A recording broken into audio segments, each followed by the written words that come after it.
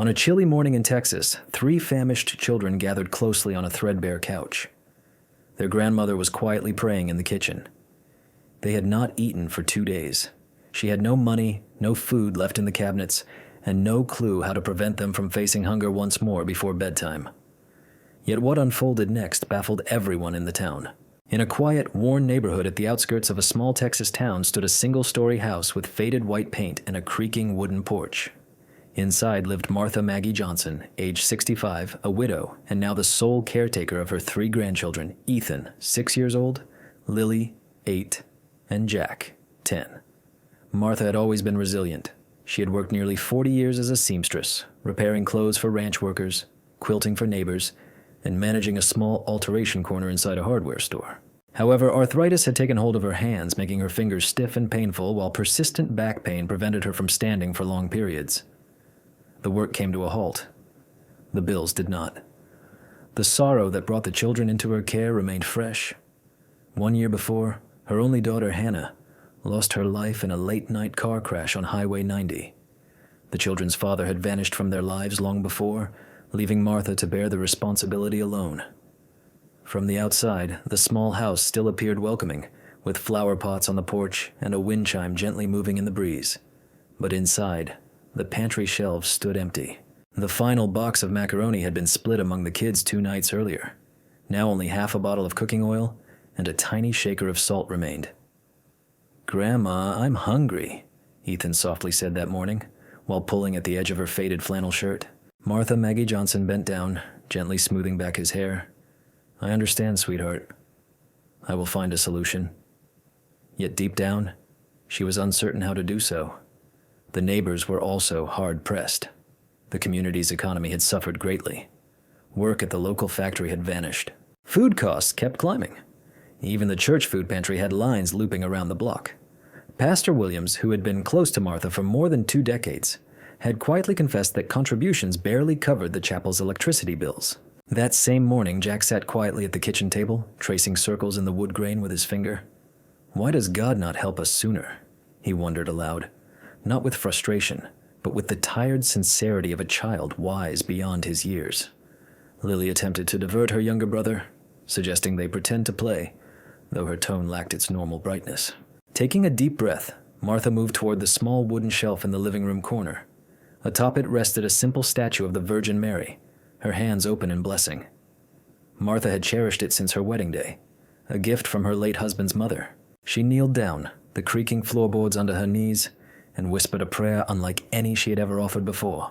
"If I must endure hardship, I can manage," she whispered softly. "But please, do not let these children suffer." Her voice broke with emotion. "I promised Hannah that I would look after them. Please, help me fulfill that promise." From the hallway, the children watched silently. They did not catch every word, yet they sensed the desperation in her voice. It sounded like a person battling the final flicker of despair. Outside, the December breeze shook the metal mailbox and carried a faint scent of burning wood from a neighbor's chimney. Inside, time seemed to stand still. The old wall clock ticked loudly, each second stretching endlessly. Martha remained on her knees until her legs quivered. Then she slowly rose, clutching the edge of the shelf to steady herself. Nothing else could be done that day except to try distracting the children. She proposed a game called Pretend Camping in the living room, where they could search for imaginary berries and fish in an unseen river. The 2 youngest eagerly joined in, but Jack just sat by the window, staring at the deserted street. By sunset, Martha had given each of them a small glass of water with a spoonful of sugar mixed in. "Special juice," she called it. They drank without protest, though their eyes revealed that the sweetness failed to ease the emptiness in their stomachs. That night, long after the children had fallen asleep on the couch beneath a patchwork quilt, Martha sat alone at the kitchen table, her hands clutched around a chipped mug filled with lukewarm tea. Outside, the wind howled fiercely outside. Inside, Martha Maggie Johnson fought to hold back tears. The reality weighed heavily upon her. There was nothing left that could nourish them the next morning. What Martha did not realize, what no one could have predicted, was that within 1 day a stranger would arrive on her porch carrying a basket that would change everything. The following morning was cold and gray, with a heavy winter sky pressing down on the small town in Texas. Inside the Johnson household, the atmosphere felt even heavier than the clouds looming overhead. The three children moved quietly, as if their voices might break something delicate in the room. Ethan sat cross-legged on the floor, tightly gripping a worn teddy bear missing one button from its eye. Lily, still wearing her faded pink pajamas, stared at a picture book without turning a single page. Jack, the eldest, stood by the kitchen doorway, watching his grandmother's every action as if expecting a miracle to fall from her hands. Martha moved slowly, her joints stiff and her body aching from another restless night on the sagging couch. She opened the cupboard once more, even though she already knew its contents by heart. Half a bottle of oil, a box of baking soda, and nothing beyond that. She gently closed the door so the sound would not echo through the quiet room. Jack's voice finally broke the silence. "Grandma, are we going to eat today?" His voice was not angry, only weary, like a soldier asking when help might come. Martha looked at him and saw the dark circles beneath his eyes. A deep pain twisted inside her. "I'm doing my best, darling," she said, yet even she noticed the fragility in her tone. At that moment, Martha Maggie Johnson's eyes settled on the small wooden shelf in the living area, the one displaying the simple statue of the Virgin Mary. That statue had stood there for many years, enduring every relocation, every trial, every sorrow. Now it seemed to meet her gaze with the same serene expression it always carried, hands opened as if presenting something invisible. Without uttering a sound, she moved across the room. The children watched her intently, sensing that something meaningful was about to unfold. She knelt down, the creaking floorboards beneath her, and clasped her hands. Her voice began quietly, just above a murmur. "Dear Mother, I realize I have seldom asked for much in life. I have been satisfied with what little I possessed, even when it was scarce. But today, this is not about me." Her voice quivered and she swallowed deeply. "It is for them." In the corridor, Lily cautiously peeked around the edge, holding her breath as if any noise might break the moment. Ethan, too young to grasp everything fully, simply observed his grandmother's lips moving. "They are children, Lord," Martha continued. "They never asked for this. They did not choose this life. If I must go without, I can handle that. I have done it before. But they require nourishment in their stomachs. They need energy to grow, to smile, to play. I gave their mama my word that I would care for them. But I cannot keep that promise alone any longer." Her fingers clenched tightly until her knuckles turned pale. The words poured out more rapidly now, as if they had been building within her for several weeks. "I am exhausted, Lord. My body feels weak. My hands no longer function the way they once did. I have knocked on countless doors. I have sought help, but nothing ever changes. Please send me something. Anything. Before I am forced to tell them there is nothing left." For a prolonged moment, the only sounds filling the room were the soft ticking of the wall clock and the gentle, steady breathing of the children.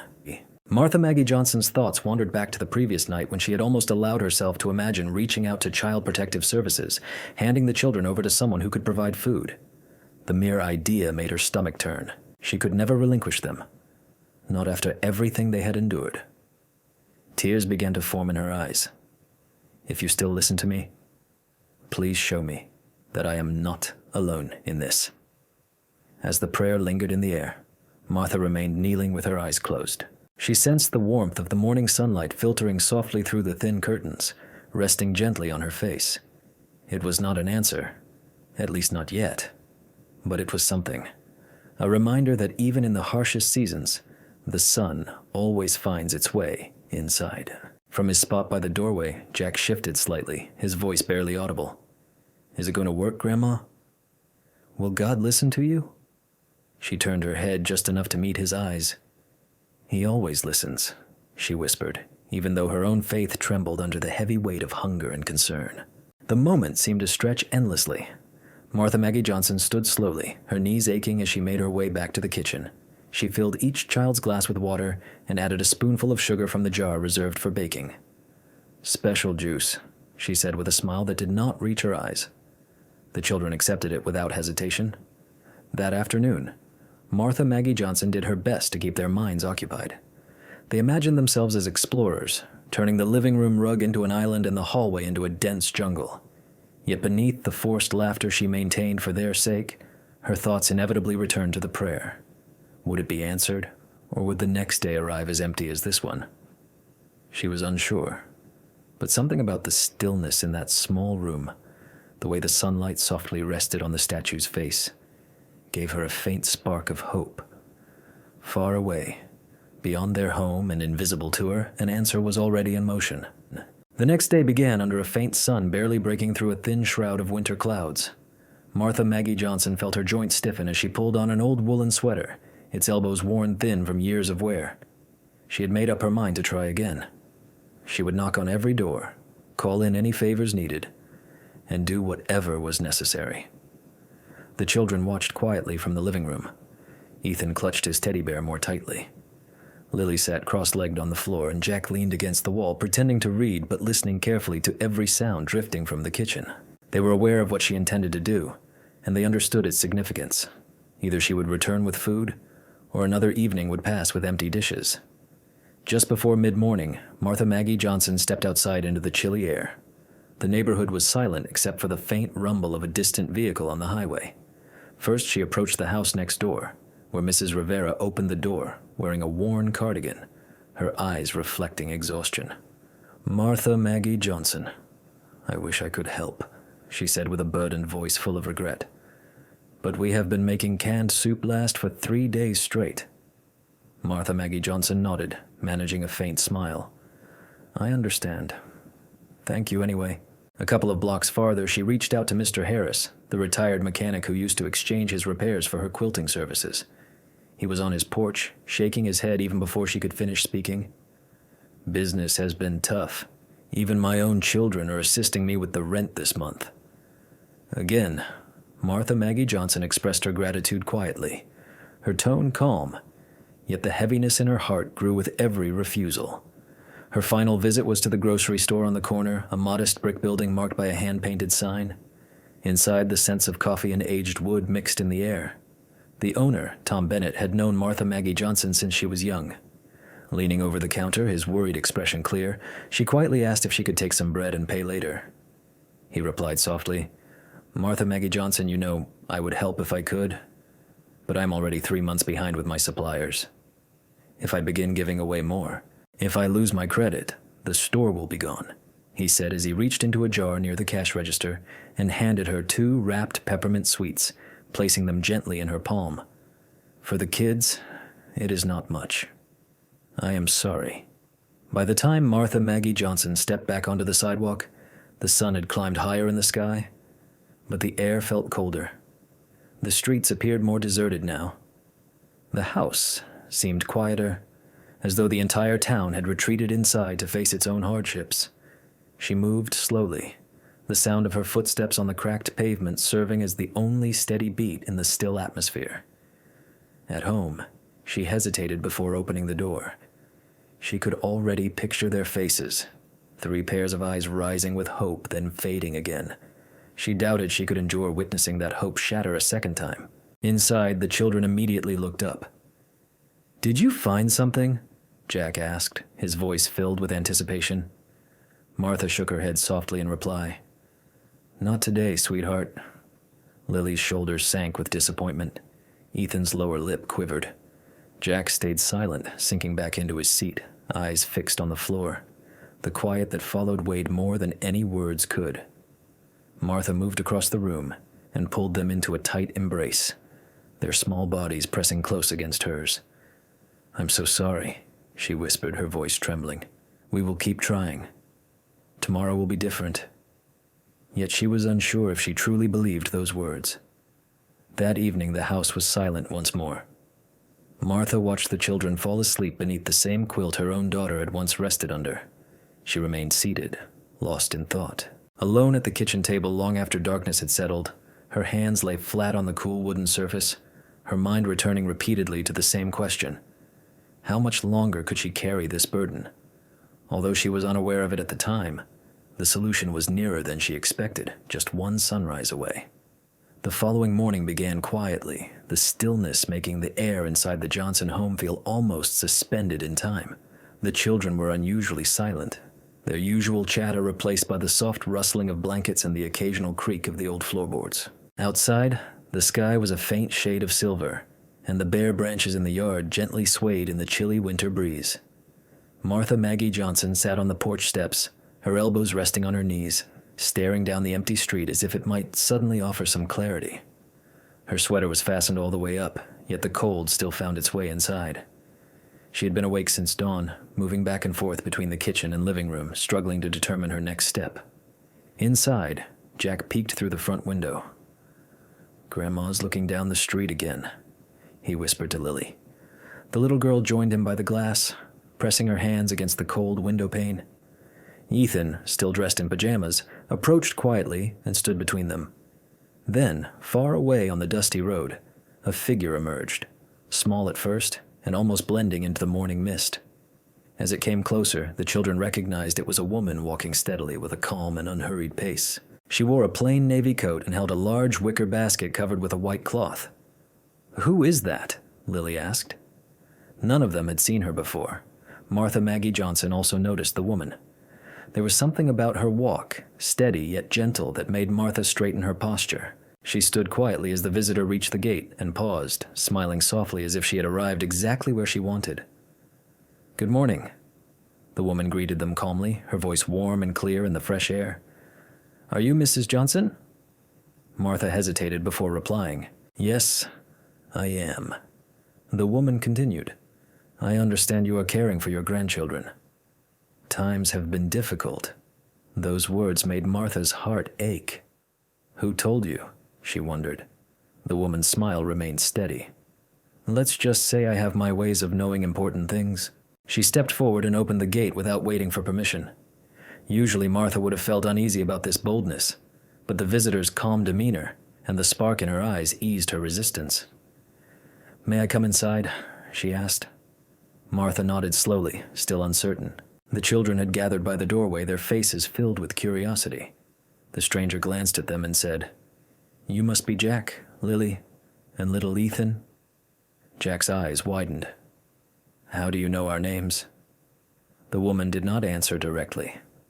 Instead, she walked into the living room, placed the basket on the coffee table, and lifted the white cloth. The aroma of freshly baked bread filled the room first, warm, doughy, and inviting.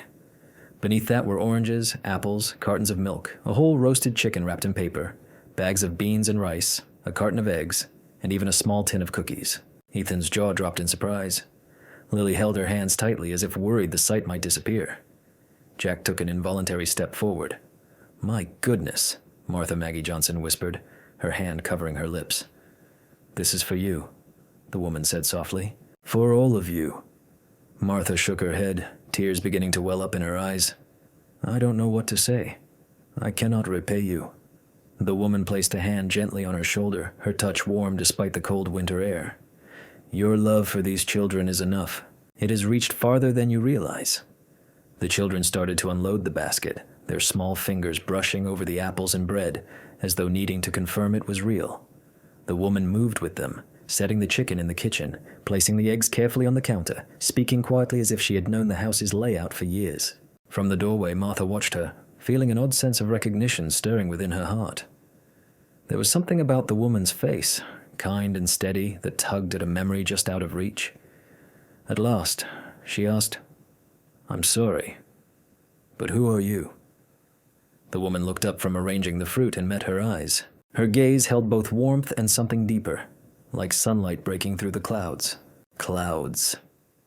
"Mrs. Johnson," she whispered softly, "I believe you already know." Her words hung in the air, filling the room with a weight that almost felt physical. Martha's breath caught sharply, her heart pounding fiercely against her ribs. She couldn't grasp everything, but she sensed that whatever was unfolding in her living room was far from ordinary. The woman smiled once more, a smile that somehow seemed both deeply human and timeless. "I have come to support you, and when you are ready, I will explain everything." For the first time in many days, hope did not just flicker inside Martha's chest. It blossomed fully. The last of the groceries rested neatly on the counter, their vivid colors contrasting with the worn laminate surface. The children lingered nearby, whispering softly to one another, as if afraid to wake from a dream. Martha stood several steps away, her fingers nervously twisting the edge of her sweater, unable to shake the sense that she was poised on the brink of something she could not yet understand. The woman turned from the counter and met her gaze. "Mrs. Johnson," she spoke gently, You have been carrying a heavy burden for a very long time. Martha swallowed hard, suddenly feeling parched. We all have our struggles, she answered quietly. Some weigh much more than others. The woman closed the distance, her eyes locking with Martha's in a calm but powerful way. But yours have been truly heard. For a brief moment, the kitchen grew eerily still, as if the air itself thickened and the soft hum of the old refrigerator faded into silence. Martha hesitated. What do you mean by heard? The woman's lips curved into a smile, gentle and quiet, like the early morning sunshine filtering softly through a window. Every prayer, every tear, every time you whispered you could not face it alone, I was there. A chill ran along Martha Maggie Johnson's spine. You? Were you really there? Yes. The woman's tone was calm but carried a deep, unshakable conviction, making her words feel weightier than air. I have walked beside you through the darkest nights. I have witnessed you choosing love instead of despair, even when you believed no one was watching. The children were now silent. Jack looked at Lily and then back at the woman, sensing that the moment was sacred and must not be interrupted. Martha Maggie Johnson took a cautious step forward. Her voice barely rose above a whisper. Who are you? The woman's face softened even more. I am the one you have spoken to each morning within this home, the one whose picture rests on that small wooden shelf. I am your mother, your heavenly mother. The words seemed to resonate not only in the room but deep within Martha Maggie Johnson's chest. Her knees weakened and she clutched the counter's edge. Are you really saying yes? The woman's smile grew warmer, her eyes reflecting something both tender and infinite. I am the mother of the one who will never leave you alone. I am the Virgin Mary. Martha Maggie Johnson's breath caught. For a long moment she just stared, the meaning of that name flooding her mind with countless half-remembered prayers. Her voice trembled. I'm not worthy. The woman, she stepped forward, gently resting her hands on Martha Maggie Johnson's shoulders. I did not come to judge worthiness, she said. I came because of your love. The love you have given to these children, even when you had no strength left, has reached the heavens. Ethan tugged on Lily's sleeve and asked quietly, Is she an angel? Lily shook her head slowly and replied, She is even more than that. The Virgin smiled warmly at them both. I am the mother of all of you, and a mother always watches over her children. She knelt down to meet their eyes and continued, You are dear to me, and I have brought what you require, not just for today, but so your grandmother can support you with pride. Standing once more, she faced Martha Maggie Johnson again. Tomorrow morning, you will visit Rose Street Quilts. Mrs. Helen Porter there will offer you work from home. Your hands will recover enough for sewing again. This will not erase your pain, but it will give you the strength to carry on. Tears streamed freely down Martha Maggie Johnson's face, and she made no effort to hide them. You know my hands, she whispered. The Virgin's gaze was unwavering. I know all the burdens you have borne, Martha Maggie Johnson. For a long moment, the two women stayed still, one trembling with reverence, the other exuding a calm that illuminated every shadow in the cramped kitchen. Finally, Martha Maggie Johnson found her voice, though it faltered as she asked, Why me? Because, Mary replied, you never stop loving, even when hungry, even in despair. Love like yours is never ignored. The children gathered closer to their grandmother, their gazes locked on the tranquil figure before them. Jack, the eldest, was the first to speak. Will you return? The Virgin smiled gently. I will always be nearby. Even if you cannot see me, you will sense my presence. Then, as quietly as she had come, she moved toward the door. Pausing in the doorway, she glanced back one final time.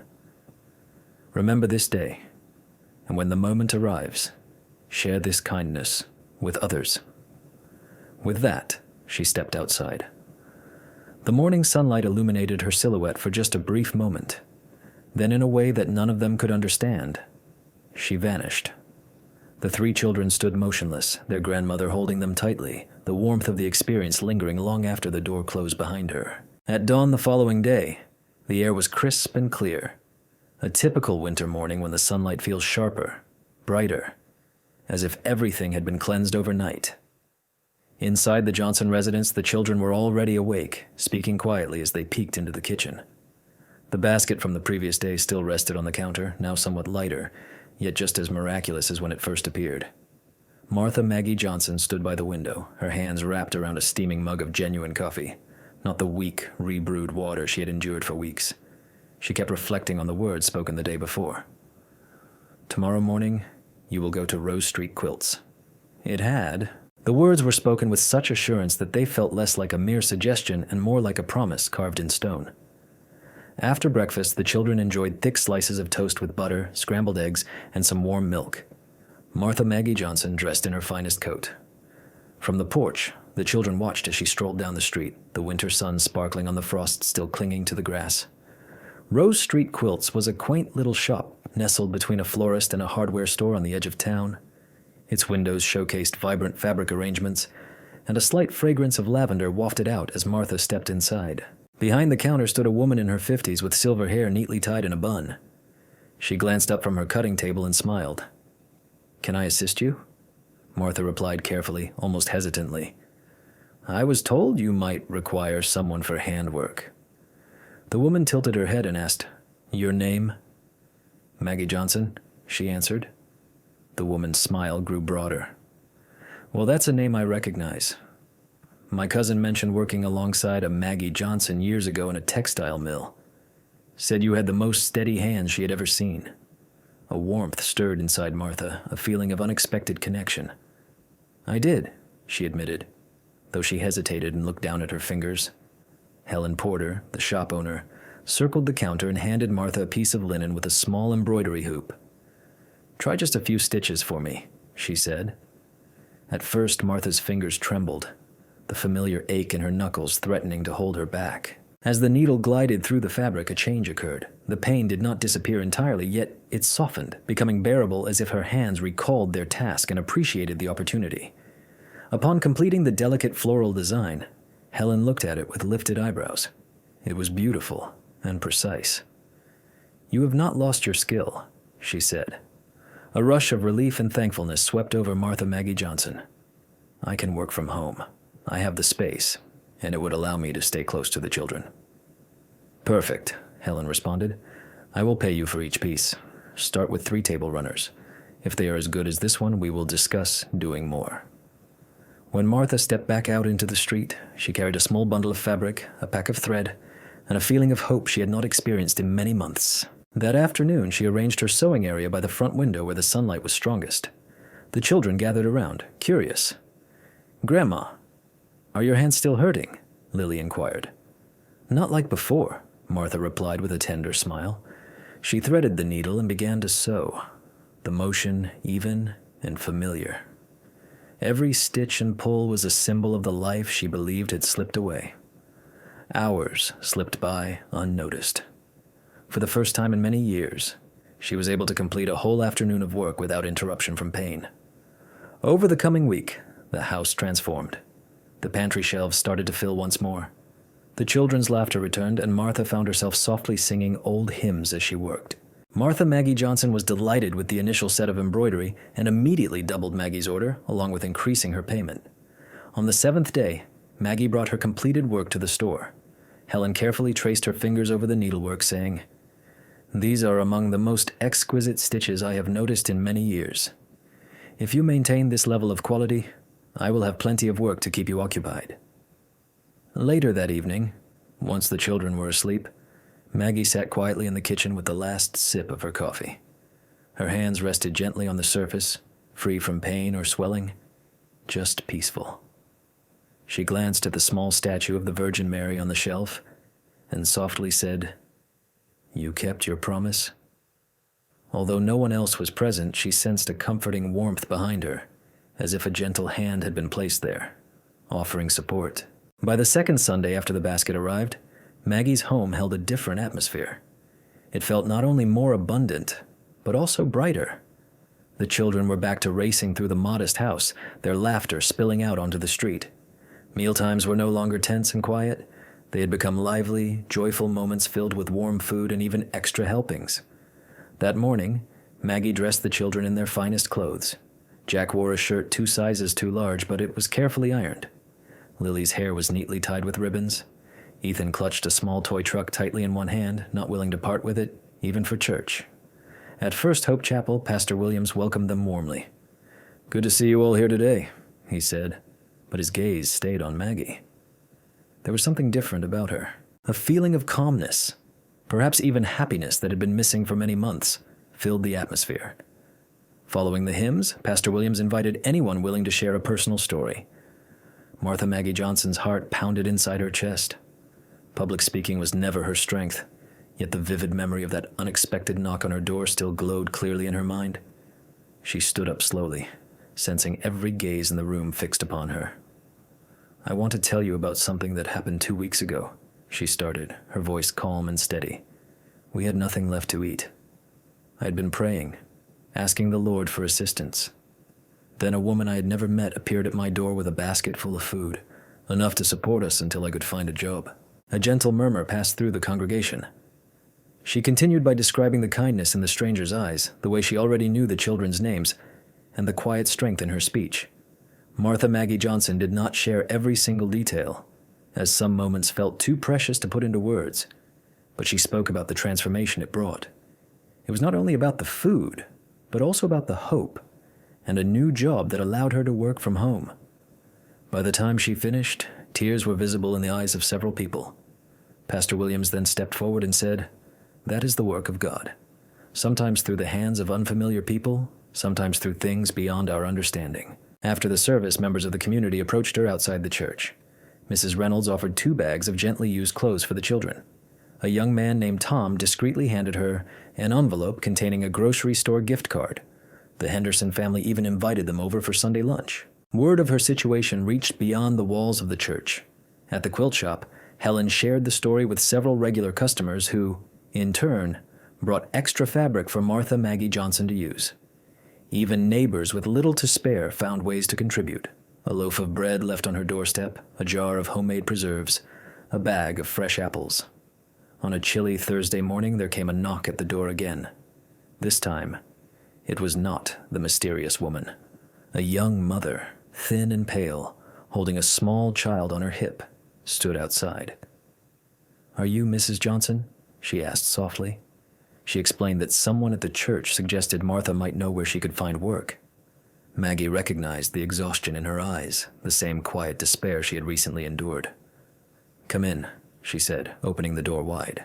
Maggie offered food from her own pantry to the mother and her child, then reached for the phone to call Helen. "I have someone here quick with her hands. Do you think you can find a place for her?" By the week's end, the young mother received her first paycheck. She returned the favor with a shy smile and a small basket of muffins as a token of gratitude. Maggie accepted them but brushed off the gesture. "Just pass it on, dear. When someone helps you, you help the next person," she said. This gentle practice became a steady rhythm in their community. Those who had once needed aid found ways to support others, sometimes through a warm meal, a tip about a job, or simply by listening. At the heart of it all, Martha Maggie Johnson kept her door open, just as it had been open for her. What started with a simple knock turned into something much greater, a series of kindness that, for those familiar with the tale, felt like a miracle still in progress. Winter gave way to a gentle Texas spring, and the Johnson home began to mirror the change in season. The garden. Martha Maggie Johnson, once left to grow wild, now blossomed with marigolds carefully planted by Lily.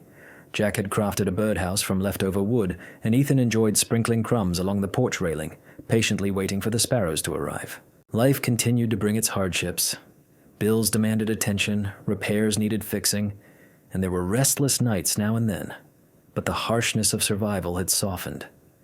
The pantry never ran bare anymore, and the steady hum of Maggie's sewing ensured meals on the table and warmth inside the house. One calm Sunday afternoon, she gathered the children at the kitchen table. Sunlight flooded the wooden surface, glinting off the steam rising from a pot of tea. Martha folded her hands and met each of their gazes one by one. "Do you remember?" she asked, reminding them of that morning when there was nothing left to eat. They all nodded. Ethan's eyebrows knitted together. "That was when the lady came with the basket." "Exactly," Martha replied, a faint smile touching her lips. Do you recall what she said her name was? The Virgin Mary, Lily answered immediately, her voice gentle but confident. Martha's smile grew warmer. She shared an important message that day. When we receive help, we are meant to offer it to others in return. And that is what I want us to do, as a family. Jack leaned forward, resting his elbows on the table, ready to listen. All the time? Martha Maggie Johnson asked. As often as possible, she replied. Each month we put aside a small amount of money, food, or whatever we can spare, and then we find someone who needs it more than we do. It is not always simple, but that is how we keep her gift alive. The children glanced at one another and nodded in understanding. It was more than a plan. It felt like a purposeful mission. During the first month, they packed a modest box of canned goods and left it on the porch of a neighbor who had recently lost his job. The following month, they purchased school supplies for a boy in Jack's class, whose backpack was falling apart. Every gesture was modest, but each held the quiet weight of the promise Martha had made. As time passed, others in the community took notice. You are raising them well, aren't you? Mrs. Reynolds remarked one afternoon at the market. Martha only smiled and chose not to disclose the full story. Not everyone needed to know, but those familiar truly grasped the deeper meaning. The children adapted to the rhythm of giving. Jack mastered fixing old bicycles and began repairing them for children unable to afford new ones. Lily started stitching doll clothes from leftover fabric, presenting them as gifts to families at the church. Ethan, still the youngest, made it his mission to deliver baked goods to shut-in neighbors, always doing so with a cheerful smile. Martha observed everything quietly, her heart swelling. She knew that eventually the children would grow up and move away from their little home, yet she hoped they would carry the promise with them wherever they went. Martha Maggie Johnson held onto them just as she retained the memory of that unexpected knock on her door. Late at night, once the children were tucked in, she would sometimes sit quietly in the kitchen, with the lights dimmed, her gaze resting on the small wooden shelf tucked in the corner. The statue of the Virgin Mary remained unchanged, her painted robes slightly worn from years of careful dusting. Thank you, Martha would softly say, not only for the basket, or the job, or the healing her hands had worked, but for revealing to her how faith could spread outward, touching lives she might never meet. It was not merely a miracle that had saved them. It was the choice to live in a way that respected that miracle. And Martha was convinced that this was the real heritage entrusted to her care. Many years later, the tale of the woman with the basket was still shared within the Johnson family. Sometimes gathered around the kitchen table, other times sitting on the porch as the evening breeze carried the scent of fresh bread from a neighbor's oven. The memories never faded. The sound of the knock, the white cloth draped over the wicker basket, how the woman's eyes seemed to look right into their souls. The children had grown, yet the promise remained intact. Even as life progressed with Jack finishing high school, Lily winning an award for community art, Ethan beginning to learn guitar, they all maintained the habit of giving.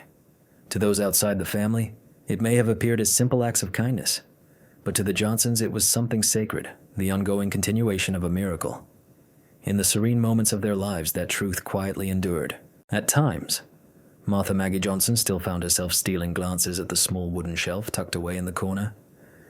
The statue of the Virgin Mary rested there, its worn paint catching the light in just the right way, as if it had been waiting patiently for her attention. She never anticipated another visit. She did not need one because the miracle had already transformed everything in her life. Occasionally, neighbors would wonder aloud how she remained so unshakable during difficult times. Martha would simply smile and explain, "When hope is handed to you at your bleakest moment, you hold on tight. Then you share it with others." The reality was straightforward yet deeply moving. Miracles do not always announce themselves with loud fanfare or dazzling brilliance. Sometimes they arrive disguised as a stranger appearing at your doorstep, bringing exactly what you require. At other moments, the true miracle lies not in the rescue itself, but in how you respond afterward. During warm summer evenings, she would sit quietly on the porch sipping a cup of tea while watching the children, now grown young adults, laughing with friends or helping a neighbor in need. In these quiet times, Martha knew that the promise had taken root far beyond what she had ever imagined. For those who listened to her tale, it offered a gentle, yet unwavering message. You are never truly by yourself. Even when it feels like every path is blocked, someone will find a way to reach you. And when that awaited moment arrives, when your own basket appears at the door, remember it is not meant for you alone.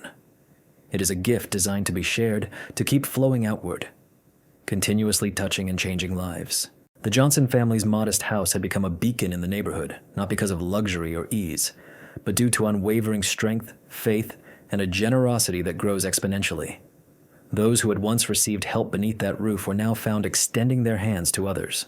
This chain of kindness reached far beyond the town's borders.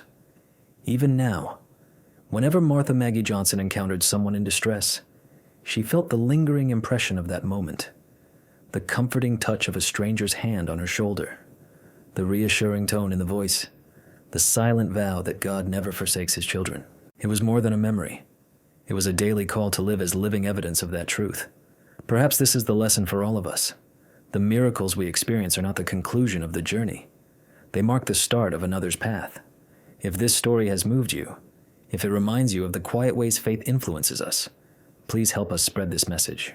Like this video, subscribe to Touched by Grace, and share it with someone who needs to know a mother never leaves her children.